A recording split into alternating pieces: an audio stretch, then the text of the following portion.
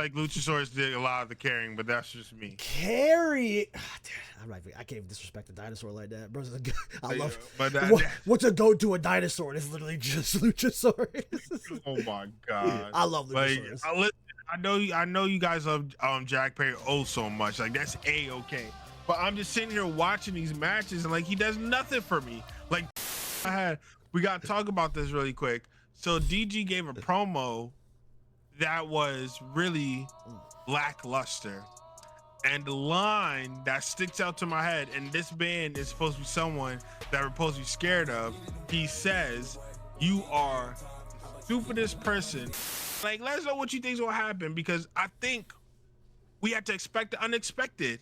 Yeah. Big brothers know know that line. But in the words of RJ, why would you make that face? I don't know, because you made a weird reference there. I don't know what that means. What do you mean? Yeah, Big Brother fan. No, Big Brother fans will know. All right, I guess that's you don't watch Big Brother. I know. So you I know know exactly. So that's why I don't know why. So you saw me confused, knowing I'd be confused. I didn't know the reference. You got mad. I'm sorry. I didn't know the reference. I thought, dude, you don't watch it, so you wouldn't get it. And that was, yeah, I know. I don't know.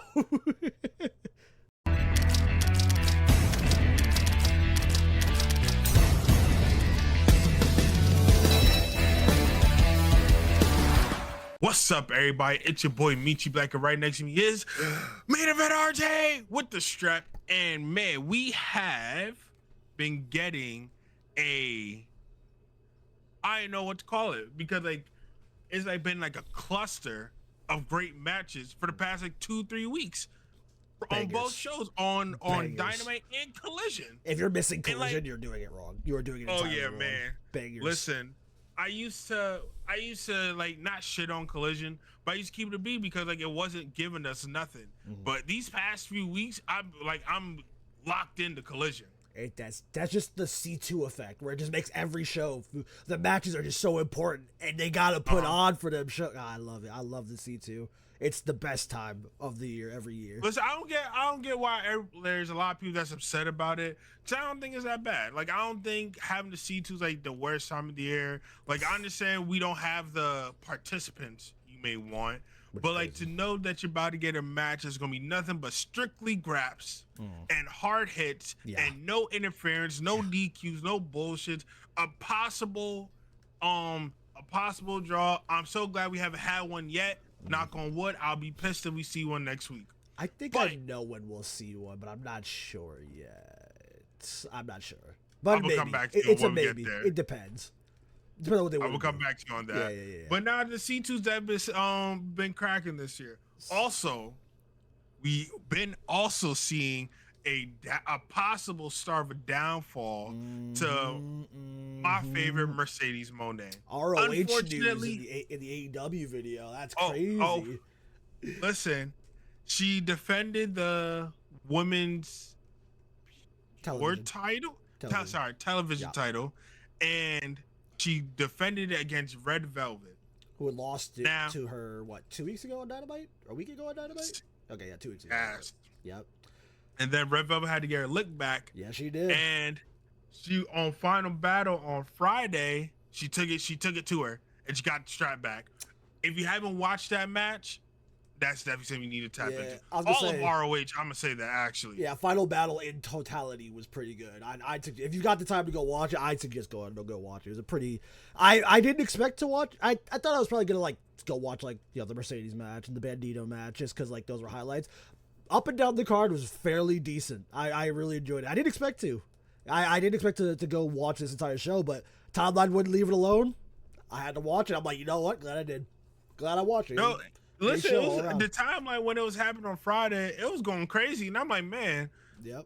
ROH is very popular right now. And I was like, all right, let me see what is here for after the Friday Night Delight.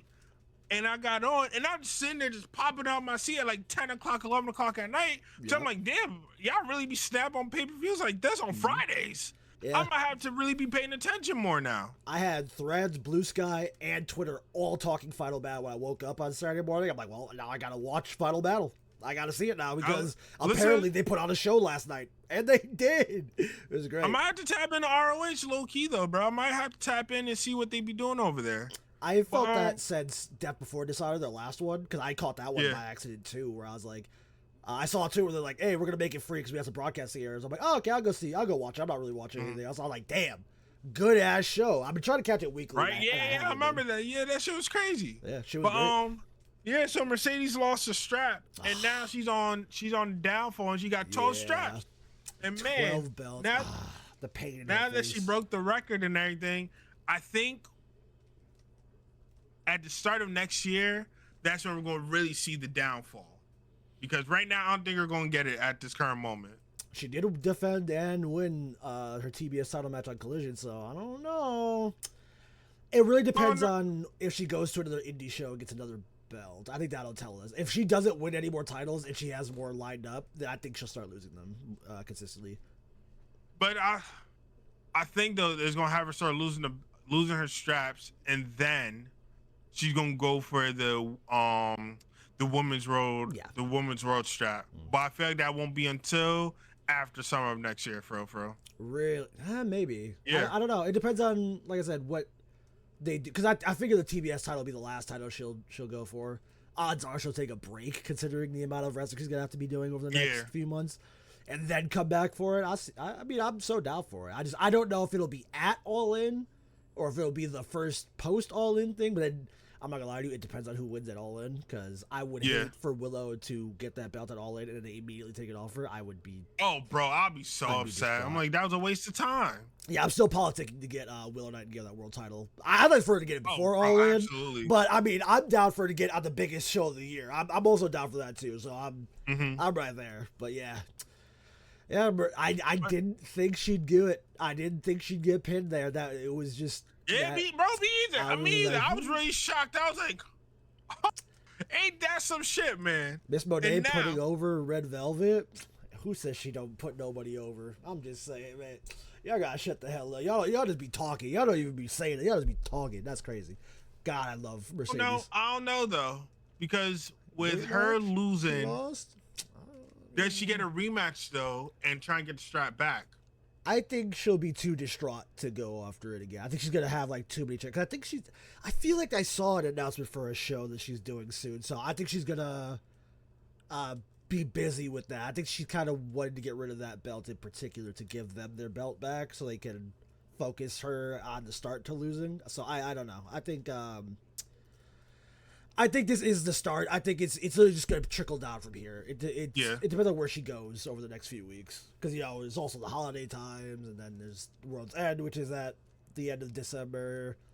And then the New Year and whatever they decide to do in January. So it really depends. We'll see. Okay. I don't think she'll go back to run it back to get it a third second time. Would just be kind of ridiculous. It'd be kind of dumb. It'll be kind of killing the whole thing at that point. It'd be kind of just like, well, then why'd you lose it? Like, if you wanted it back. Yeah, it's like. But now, sticking on the women's side now, this week we're gonna see the first ever women's tag team champs. And for people that have been, following along, we're now down to the final two teams of the Wrath Babes, which includes Willow Nightingale and Harley Cameron versus the Timeless Love Bombs, which is Toni Storm and Mina Shirakawa. Can we just take a moment to talk about the press conference that they held with Tony Schiavone? I'll let you go because you clearly don't know how to contain yourself. That's all. No, that was all. I don't want to bring it up. She looked good. I'm just saying. Willow Nightingale looked good in the press interview. I'm just saying she did. That was it. That was all I was gonna say. Damn, man, why you gotta make it weird? Damn. I was gonna let you talk because, man, how you act on the timeline was you and all the 600 other men that I've been seeing is just ridiculous. Ridiculous. A man can't bark on his own timeline respectfully anymore. God, dude. Did you see her in the press interview? She looked good. It's not my fault. Bark on the timeline is ridiculous. No, but the little press conference, the little sit down, the round table sit down, it was kind of telling though. It kind of was leaning towards Tony and Mina really winning. And I'll be honest with you, Kind of think they are. If I had to finally, like, final predictions go, who was winning? Wrath of Babes or Timeless Love Bombs? It's hard, but I'm gonna go with Wrath of Babes. I'm still gonna stick with them. I still think they're giving it to Tony and Mina. I said it back when they announced the tournament. Mm-hmm. I think they want the stars to hold them, which could be a good thing, could be a bad thing. Not sure. It depends though, because we don't like. I don't want to run into the issue of us having like these new straps, right? That's 2 straps that they just added to their ready heavy catalog of titles they got. Yeah. So we got to make sure that if they're going to get these tag straps, they're going to give them a proper story and not just give them some nonsense where all they're doing is holding it, like essentially like the Ops, like they're just doing squash matches. That's not good TV for me. Yeah, in my opinion, anyway. Well, I think either team's gonna have run into that problem because I'm genuinely honest. I did not think we were gonna get the 2 baby faces in this. I figured it would be Athena, Mercedes versus Timeless Love Bombs, and that was gonna be the big dramatic. You beat me to it. Who was on the other side? It was the Sisters of Sin. I thought they were gonna do that maybe. When the Timeless Love Bombs when the Babes of Wrath or whatever, I completely figured they were going to lose. I figured they were going to lose, and their big win for those titles would be at whatever pay-per-view, like, next year. But they put them in here. My only fear for this match, I think worst case scenario, there's going to be a heel turn, and all 4 of these women none of them need to be heel right now. So, I mean, I was going to say, what if one of them turns heel, though? I just don't know who. You're not doing it with Willow, because that'd just be a stupid idea. You're going to kill all her momentum and everything. She also does a lot of press stuff, so it'd be stupid. You could do Harley, but I think she's been so much fun for TV. I feel like it'd be a mistake to turn her heel. Tony, you can kind of do, because she has been this heel in that character before, but that just feels like a regression. And then maybe Mina. I guess you could do Mina. I don't like Mina being a heel either. But I think Mina just got here, though. Exactly, so I don't see them doing her either. So, I don't know. Now, I see what you mean, though, but I want to rebound really quick. Because I always argued with you on, having we can't have 2 baby faces fighting for the strap. Now that we're going to get it, we're going to get back to that convo after this week. You see what I'm saying, though? Because story-wise, it's kind of... The only reason I think it works here is because it's in a tournament format, but it still makes figuring out who's winning this normally like 10 times harder, because you got to make basically excuses for either, or you got to do a big story thing, and if you don't do a story thing, it's going to kind of fall flat, or you have to basically put it on the stars, which is Tony and Mina, because that's going to distract you from the fact that nobody would heal.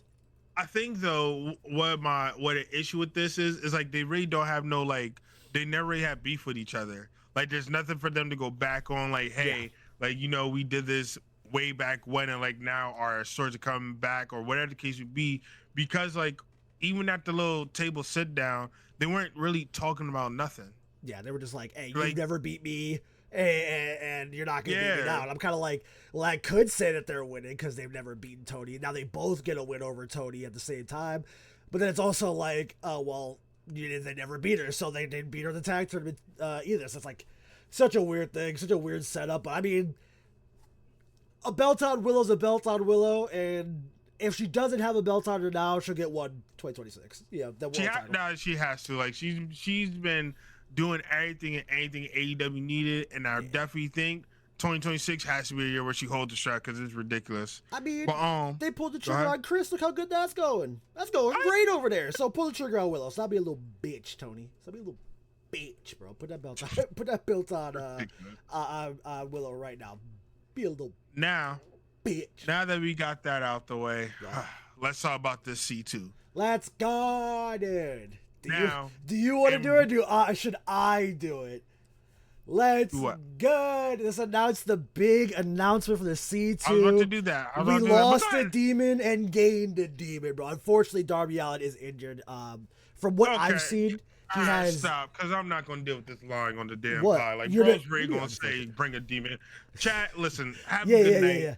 Yeah, good night. We lost a demon. We're gaining a demon. Unfortunately, Darby Allin has suffered too many injuries. I don't know what specifically. I assume he got a concussion from he had, like... So before we get into it, like I really want to know what exactly got Darby out because Yeah, it I'm not was literally sure. a drop kick. So I gotta know if Kevin Knight like literally caught him on the face and like did he get whiplash, the Yeah, concussion, I like assume what it's a happened? concussion. Like that's the only thing I can think of because like I have to know what he got. The only reason Like, why I think that is because the ending when it looked like he couldn't stand up by himself. So like maybe he was rocked really bad and it was a concussion. yeah, The only thing I can think of, or maybe hey, he does crazy stuff. Maybe it just all caught up with him, and it could just be something where something inside just he's like, you know what, I can't do it anymore, which really sucks though. I think there were some stories with Darby in there being in the C2, which now are probably gonna get scrapped. Where like his rematch with Pac. Him fighting both the Death Riders, Moxley and Claudio in there. That sucks to lose, but we got a demon out of it, brother. We got the Jungle Boy Jack Perry's in the C2. He's gonna run up the bracket. Yeah, no, but that's what sucks about this for the Jack Perry, because now I think he's just gonna get pinned, and there's gonna be no story behind it, which sucks. So. Unfortunately, Jack Perry haters get a win in this C2. He's just going to get pinned. Clap it up to my guy getting pinned every single match. Love to see it. There's only one scenario where I think they could have him win some points, and that's when he goes up against Pac and like Darby cheats for him. That's the only way, and I don't see that happening. I think they're just going to give Pac the points. It doesn't. So odds are Jack's just in here to get pinned. I'm hoping he can kind of show out a little bit, because I'm tired of y'all just after that tag team match with the Bucks. I told y'all I'm not taking any more slander. It's all rage bait, and I'm still seeing it on the timeline. I'm not listening to it no more. I wanted to put on a performance in the C2, and if he has a bad performance, hope I ain't seen it. I ain't seen none. I hope he proves me wrong, but right now I'm not seeing it. Like I'm not seeing it. That Bucks match by itself, like I said, this is just rage bait. Chad, don't listen to him. He just rage bait at this point. It just rage bait. I feel like Luchasaurus did a lot of the carrying, but that's just me. Carry. I can't even disrespect a dinosaur like that, bro. I love. But what's a goat to a dinosaur? It's literally just Luchasaurus. Oh my god, I love Luchasaurus. I know you guys love Jack Perry so much. Like that's A-okay. But I'm just sitting here watching these matches and like he does nothing for me. Like the Bucks, they used to do absolutely nothing for me. But now I'm a Bucks guy. Now I'm actively look to buy their shoes because I want to pump up my kicks. I need a pair of those too. Every time I go to this fight, they're sold out. Pissed. Jungle Perry does absolutely nothing for me. Nothing. Please stop. The song ain't gonna get me over either. I promise it's not. But now that he's going to take Darby's spot, I guess we have to deal with the fact that he's going to be here. And I hope he shows out. I hope he does. But now let's get into these week of matches that we had. Because first we had, actually, I'm going to start with Orange Cassidy and my guy, Roderick Strong. Because God damn it, I need to see another one. Because that's a hard-hitting match. However, though, I think OC hurt. I really think OC was hurt at the end of that match. I hope not. There's a lot of tournament left. I need him to be okay. Bro, I hope we just got him back. I need him to stay a little longer. I know. I'm sitting here watching bro's on his back. He's like, oh, fuck. Yeah. Fuck, man. I'm like, bro, what the fuck happened to you? Because I don't need you out here already, King. I don't. Facts. Bro, I've been preaching OC Ronnie since the match they have for the international title, bro. Them two just demons. Mm-hmm. When they get in the ring together, magic every time, bro. I love those two. And I like to say, I think Roddy is going to leave the conglomeration here and then after this tournament. Probably. I'm going to stamp it now. After this tournament, he's going to leave. And you know what? On that point, the one problem I have with this match, Roderick Strong, take that Paragon shit off your gear, brother. Take that. Do not. I miss Adam Cole too. I miss him. It sucks that we're probably never going to see him in the ring again. Don't remind me of that dog shit group, brother. I forgot how bad. And it's on his Titantron. At least change the Titantron or something. Get the next Strong back or something, bro. Get that shit out of here. I hate the Paragon, bro. Cry. I hate it to my core. Take that shit off. I'm with you on that. Do not remind me that they stunk up TNT for weeks. Because when the bell wasn't rung and there was no match, they were just on my screen doing a whole lot of nothing. Get that. No, I miss Adam Cole and his two shade head having ass. The top half gonna be, orange as hell. The bottom half green and shit. Yeah. But I miss Adam Cole so much. I definitely do think that Roddy, I need you to definitely get some either your old gear back get that or shit. come with some new stuff. We'll help you because that shit gotta go. You just gotta put an RS on his shit. He don't need no. He don't need no help with that. He don't need no help. I got the funds for that. Ring gear ain't cheap, brother. I was talking about giving ideas. Okay, okay. Yeah, I can sketch something up real quick. I got you, dude. I can make an RS. I can give out ideas, but I just wanted to get that out the way. We had Knight versus Fletcher. Kevin Knight definitely showed out during this match, and Kyle Fletcher did exactly what he needed to do to make Kevin Knight look like the star that he is. I think this match alone. I lied. Let me phrase that. These tournament matches, all collective, all of them, are going to propel Kevin Knight into superstardom. He's not, I think he's about to be there. If not, he's already there. They're already giving him like this is his tournament already, and he's not like he's clearly not going to win it. But people are already like, yeah, it's his tournament because of how good he's doing. He's killing it. Like bro's doing everything he needs to do, and every match he comes on my TV screen, he is jumping out the gym. Like I will never stop talking about that because it sticks in my head every time. Yeah. Like the only other person I see get the bunnies like he gets is our boy Javon Evans over across the street. Could you imagine Besides that, bro. Kevin Knight, Javon. Now I wouldn't because he rejected an NXT offer to come to AEW in the first place. I don't think necessarily they would have nerfed him. He went straight to NXT, but I want this version of Kevin Knight just in case. You never know. They might have told him to relax a little bit and he wouldn't be doing as much. But I mean, like this version of Kevin Knight versus the current version of Javon Evans. Oh man, that match would bang. That should be match of the year. That's a 5-star match in AEW. That if it wasn't Javon Evans, WWE fans would be like, "Oh, that's just jumpy nonsense." But because Javon Evans is in, they'll be like, "Oh, it's a great match." I'm like, "Yes, that's how you know it's a good match." I definitely think though, Kevin Knight. Star. I don't want them to break up. Jet Speed. Yeah. I agree. I don't want them to, but I don't know how you're gonna keep them together, for real, because just stop tagging. They just be boys, just dap up and walk past each other. That's fine. No problem with that. They don't gotta break up to beef, because whenever they want to come back to do Jet Speed stuff, they can just do Jet Speed stuff. They just have him come out alone when he's doing single stuff on his own music and stuff, and then whenever they do tag, you play the Jet Speed music. It's not that difficult because they have no reason to break up. And I don't think you turn Speedball at any point. I don't think they have any reason to break up either. But I also think Mike Bailey needs to get his shine on too, because he's been doing his thing. I think so. I think the difference here is like, I think it's Kevin Knight's time now. And it'll be Speedballs later. So it's like you don't gotta do a jealousy angle or anything. You literally just have to be like, yeah, dude, go out there. You're winning matches. Go get a singles title. You have the wins racked up for it. Go do that. It's like. I don't see him needing to do anything more than that. Remember last week when I said that this match, the Kyle Fletcher Knight match, was going to be a world title main event in a few years? Yeah, it is. It's gonna make it so much better when it is. Yeah, it's gonna be great. Imagine that AEW world title on Kyle Fletcher to start, and then Kevin Knight walking out with it. That's the vision. That's the vision right there. Nah, we got clip that because we're gonna make that happen. 2026, 2027. That's gonna happen. Yeah. Next, we're gonna talk about Okada versus Pac. Yeah, they had their match on Dynamite. They ran it back, and I'm not gonna lie to you, it wasn't as good as I thought it was gonna be. Wasn't bad. That was probably the out of what we're about to talk about today. This is definitely the bottom of the list. Yeah, I was kind of like, I wasn't disappointed, but I was like, yeah, that was a match. It was pretty good though. Yeah. But it was like all right. Okada wasn't pushed like he was when he's facing Kenny Omega. Like he was wrestling at a good 20%. Like he wasn't doing nothing crazy.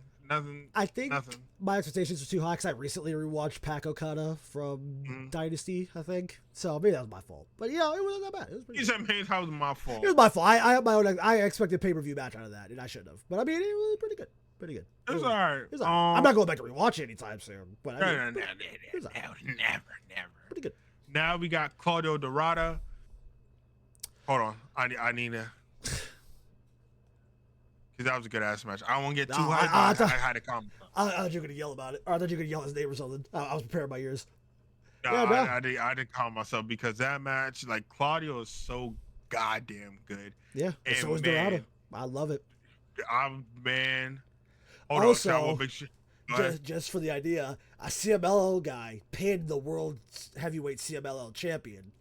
So it could be something they set up for next year. I mean, didn't expect that win, by the way. I was entirely shocked by that. Because Claudio's my sleeper pick for this. And I guess that kind of just eliminates him out. Not technically, because, you know, Takeshi or Kyle or Okada could lose another match, depending on who they go up against. But I had Claudio as a sleeper one. Him not getting those 3 points, I'm like, Right? No, I'm just sitting here, and he's laying down, and the ref's counting. And when he hit 3, I'm like, he really took the L? But like, hands I up. like Dorada. Hell yeah. Like, hell yeah. I like Dorada, but I was not expecting that. I thought he was going to take the L. Like, he was just going to be, you know, the pin guy. And they're just going to be like, look good, get pinned. He got a pin. You know what? Good for him. Listen, I'm not bad. I got to put some more stock into Dorada, but I don't have enough stock in Dorada. I need more. Did you see the promo that Claudio gave after his loss? Where they had him running laps in the back room. No. He gave a different one. He gave a different one, and he don't talk a lot. He should. He's really good at it. He don't talk a lot, but when he does talk, he's a man of not many words, but you gotta listen to him when he does talk. Yeah. Because when he's getting his promo, like, I'm just sitting there, I'm just thinking, like, how come, like, we're not moving to the angle where they're gonna kick Mox out? Like, I don't know what it is, because maybe they're not going to do that. Here's the thing. I think they are. I think they're trying to get people to back off of that, because, like, the promo they cut after their match together, they were like, oh, you know, we're war dogs. This is what we do. And they looked fine. I think they want everybody to go, oh, dude, Death Riders are fine. So it's a kind of a shock a little more when it happens. So I think they're just waiting. I think they're just trying to, like, make everybody be like, guys, look, they both lost their matches on Collision, and they're doing laps together. They're fine. And they're just going to just jump Moxley. But I think they'll probably be at World's End. I just don't know what matches they'll be on. Like I said, because I figured Claudio might go to the semifinals. Yeah. Maybe he loses there, and then Mox comes out, and he's just like, yeah, nah, bro. I lost. I'm not dealing with you. You're a loser, too. And then they just jump him out. You're a loser, too. I'm crying. like I got to the semis and you didn't. Don't talk to me about nothing, right? I think they jump him out or something. But I don't know. I'm interested, though. Because, like I said, each week it just seems too, like, guys, we're fine. But, like, they close the door and you hear arguing behind the door. Like, it's one of those things where it's like, nah, they are not fine. But they really want you to think that they're fine, but they're not fine at all. I'm gonna see how long they're gonna keep this up. Yeah. Because I don't know. Maybe they're just gonna take these L's and they're gonna learn from it and they're gonna get better, or they're gonna go new direction. But we have to see, though. We definitely have to see. Maybe. Now, the final match of the week that we had Mox versus Takeshita. And here's where I have to calm down. Because, Lord, yeah, Mox Takeshita, yeah. I'm gonna have to see another one. I have to see another one. Dude, the IWGP World Champion pinned the former IWGP World Champion and just beat his ass. And Mox was giving his licks back. Don't get me wrong. But they were forearm striking. They were knee striking. That blue thunder bomb through the announcer's table, bro. Takeshi like looked at the table and it set itself up. And he's like, "Let me just throw Moxley through it." I'm like, first of all, you didn't even touch the table. Who set the table up for you, twin? Like, good shit, right? Eh? And he's just like, "Let me just," standing while Mox walks up to him, flip him blue thunder bomb. Mox ain't a small dude. You can't just be throwing Moxley around. So that's crazy. Hell yeah. Like, while I'm watching the match and I'm like, damn, I never thought I would want to see another Mox and Takeshita match, but I definitely want to see another one. Like, we had to put it on TV again. Yeah, I could watch 6 more. I'll be honest. That was so good. I mean, Moxley on Final Battle did cut a promo against the Don Callis family. They might spark war with each other. I mean, but it also depends on if, the Death Riders just kick his ass out and say, yeah, we got time. You deal with him. They just kick him out of the helicopter. Like, Imagine, though, the Don Callis family pays the Death Riders to join them, and Mox is all on his own. I don't like that. I want Claudio to take the group. What? I don't want. You want Claudio, Marina, Yuta, Pac, and DG and the Don Callis family? I don't, but hey, we can make it happen. I think I'd rather than pay him to jump him out than to join. I'd rather than just jump him out. It's like, hey man, we know y'all don't really like Moxley, so here, what if we spiced up the incentive to get him out of there? You know, they did just win $1 million, so like, this bag could be yours. They can buy like leather jackets and Pat can buy unitards or something. I don't know. He likes those. He likes those. Yeah, he said buy leather jackets and pack unitards. Like, get the fuck out of here. Bro, I hate that he wears that unitard and then he's shirtless on the pay-per-view. He's like, you want to see these titties, you gonna have to pay for it. No, hold on. Before I forget on the top of my head, we got to talk about this really quick. So DG gave a promo that was really lackluster.